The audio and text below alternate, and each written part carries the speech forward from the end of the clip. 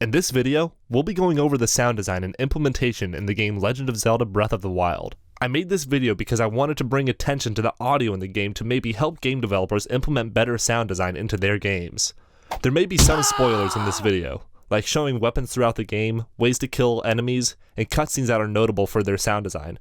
Things like this will be pretty present throughout the entire video, but anything that I think is extremely spoilery, I'll be sure to give a warning for. So the first thing to note about Breath of the Wild is its attention to detail.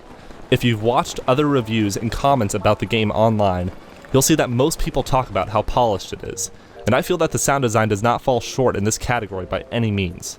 They really pulled all the right strings in the audio department to create a fulfilling and rich listening experience throughout the whole game.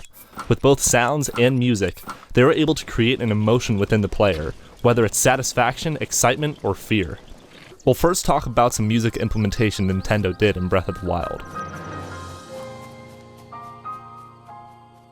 The full game focuses on a piano-based soundtrack and uses proper harmonies in the music to cater to what's about to happen. For example, oftentimes you'll be running through a field and you'll hear a dissonant piano chord play. And then shortly after, you'll encounter a fight. And it does the same exact thing when things are calm. And when you hear it, you know you won't be fighting anything serious for a while. It does an excellent job of setting up the scene for what will be coming soon. Every time I hear that dissonant piano melody, I'm on serious lookout for anything dangerous that might be coming soon. The game does this tastefully as well. It's not like they do it every single time an enemy is approaching. They seem to play it after you've been adventuring in a calm environment for a while. It really plays with your emotions too.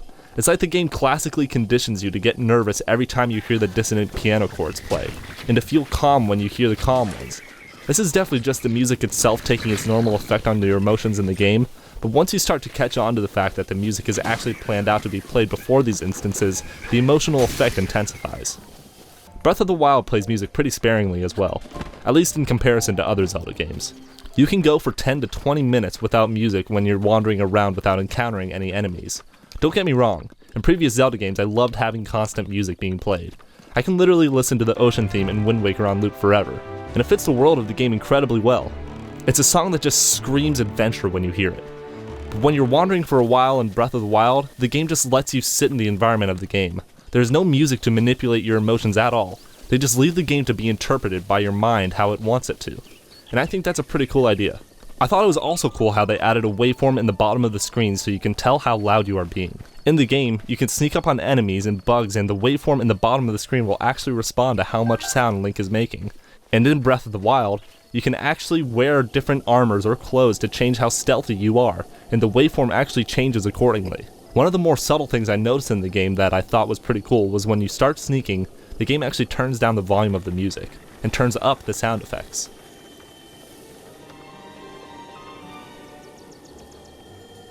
It enhances the feeling that you want to be quiet by letting you hear your footsteps and clothing more closely. I feel it adds a lot of tension and immerses you into the game more by having you focus on the movements you are making and the sounds that are caused by them. In my personal experience of quietly approaching bugs to catch them or sneaking up on my enemies to kill them, I pay really close attention to how loud I am so they don't hear me. So I feel this was a cool but subtle attention to detail. Breath of the Wild also makes great use of some Zelda music from previous games. They don't come around very often, but when they do, it feels really nice to hear. Some stuff like hearing the rearrangement of Zelda's Lullaby or Dragon Roost Island are some of my favorites. The piano renditions of all of these are beautiful. I also really enjoy the new low health sound. It's very subtle and not too distracting. Usually I would say that having an annoying low health beeping sound is a good thing, because it makes the player want the beeping to stop by getting health, which seemed to be the case in past Zelda games. The sound was used as somewhat of a reminder, or even a motivator. But Breath of the Wild is a little bit different from other Zelda games, I feel. In previous Zelda games, there were hearts in plenty of places for you to grab them, but Breath of the Wild is a completely open world that has incredible dynamics to all facets of it. I feel that having a softer low health beeping sound of Breath of the Wild actually fits pretty well because of this. The game never actually forces you to do anything. Once you start the game, you don't have to do the main quest at all. You're free to do whatever you want. And sure, in most Zelda games, you technically are free to do what you want. But my point is that there's far more than just the main quest to do in Breath of the Wild, whereas most other Zelda games return to the main quest more frequently. I feel that this kind of attitude in the game caters really well to the new low health beeping sound. It's more like a warning than a motivator right now. It feels like it's there to let you know you're low on health and you can take action accordingly, leaving you to make a decision how you want to deal with it yourself, which is similar to how the rest of Breath of the Wild presents itself. Breath of the Wild is also the first Zelda game to implement voice acting.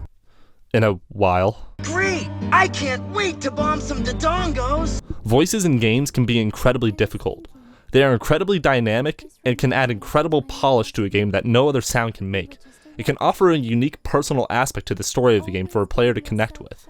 But with such dynamism in something, it allows for a lot of room to mess up as well. The game seemed to be very tasteful with its voice acting. There were some instances where I felt the voice acting was a little bit cheesy, but for the vast majority, the voice acting added a lot to the game. The characters involved in the story of this game show a lot of depth to their personality, and I feel that the voice acting played a huge role for this to happen. You get to hear so many different tones, expressions, pitches, and tiny nuances in their voice that make you want to learn more about them. Because there are so many different emotions to be told from their voices, it shows how deep of characters they are and allows you to empathize with them more. It makes you wonder why there haven't been many Zelda games with voice acting, because it really added a lot to it. Oh boy! I'm so hungry, I could eat an Octorok! So you only hear voice acting in cutscenes. Throughout the rest of the game, when you talk to someone at a shop or to someone who gives a quest, they have a voice and an exclamation without saying any words. While it doesn't have the same depth as a full spoken sentence, it does change how you read the text in the game. By simply giving a specific tone and inflection in the voice of a character, you can change how a sentence is being said entirely. Text is emotionless without voice, but they made it work very well without having to commit too much voice acting. Another notable place where they used voice is with the monks in the shrines. It's subtle, but you get a nice humanized touch to the monks at the end of every shrine because of the voice. I do wish, though, that they gave some of the bokoblins a bit more depth to the sounds that they make.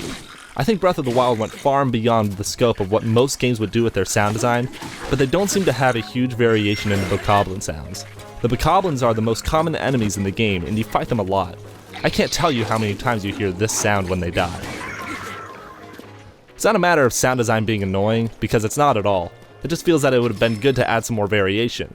When you hear variations of sound effects, it shows depth, which is a big reason why having voice acting is such a huge part of the emotional cutscenes in Breath of the Wild. Like I mentioned, the voice adds so many different nuances for you to learn more about the characters.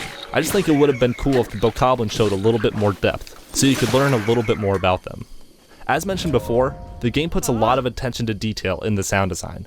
The sounds of Link's movements will change depending on what you're wearing, and as I mentioned before, you can actually wear quieter clothing that allows you to sneak more quietly as well.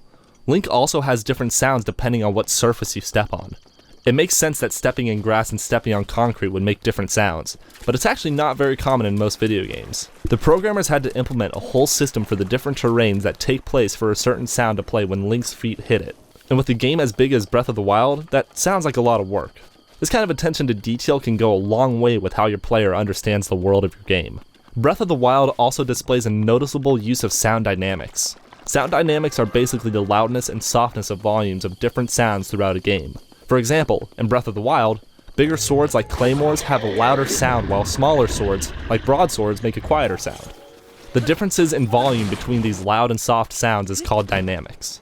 The best example is when Link fights different sized guardians throughout the game. The explosion when you kill the bigger guardians make a louder explosion than the smaller guardians, which seems pretty obvious, but I honestly didn't expect them to be so different because you never actually see them together in the same room, so the difference between the two sounds wouldn't be very noticeable at all. Going back to the music for a moment, the contrast in different styles throughout the entire soundtrack really showcase how dynamic of an instrument the piano can be. It's used in a majority of tracks in the game, and it all sounds wonderful. My favorite use is during the Guardian fights, with how they make the piano sound so chaotic when a Guardian first sees you. When you first encounter a Guardian, you can't help but feel legitimate terror and helplessness because you're so useless, and you're up against something with so much strength and power. The music for the Guardian fights as a whole is pretty brilliant as well. This might be a little bit of a spoiler up ahead, so go ahead and skip to 11 minutes and 25 seconds, if you don't want any spoilers. I'm just going to be talking about different ways to kill the Guardians. Okay, so at the start of the game, it's incredibly difficult to kill Guardians. I, and I'm sure most people, avoided them like the plague, because they are so difficult to kill. But as you experiment with the Guardians, you get better weapons and figure out better ways to kill them. And when you use these better ways to kill them, the game rewards you by playing extremely satisfying music. So, for example, you can chop off their legs and it does a lot of damage. And it'll start to play a higher pitched orchestra in the background for every time you cut off a leg. These Guardians are a very common enemy throughout the game, and the fact that they are so strong drives you to figure out how to kill them. When you do figure it out, the game rewards you with the music that's being played. When you first start the game, it is possible to kill these guys with just your dinky swords or branches or whatever you have. It takes an extremely long time, and it is really satisfying to kill once you do, but the music doesn't change as you deal damage. However, when you get to a point where you figure out how to beat them properly, like cutting off their legs, the game plays that awesome music, and it's something new that you've never heard before, and it gives such a huge level of satisfaction. And it sort of tells the player, you did it. You figured out a better way to kill them. Killing these Guardians becomes so much more fun from this point on, and I feel the music changes added a lot to that. Another extremely satisfying way to kill the Guardians is with your shield by doing what's called a perfect guard.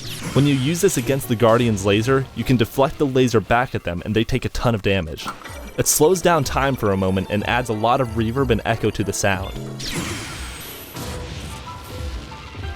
Breath of the Wild seems to add reverb and echo very rarely, but placed fairly strategically.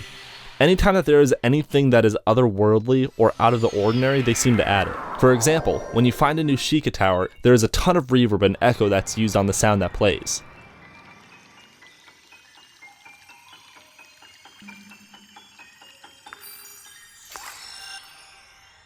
The same goes for when you go into focus mode with your bow.